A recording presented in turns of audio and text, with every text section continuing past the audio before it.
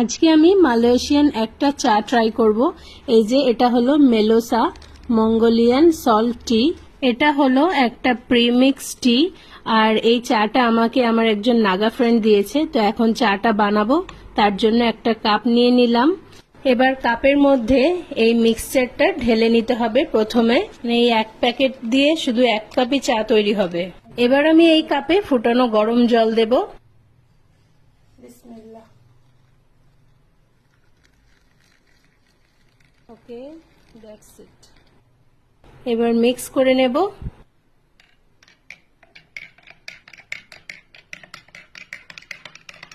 এই যে অনেক সহজেই কিন্তু চাটা তৈরি হয়ে গেল।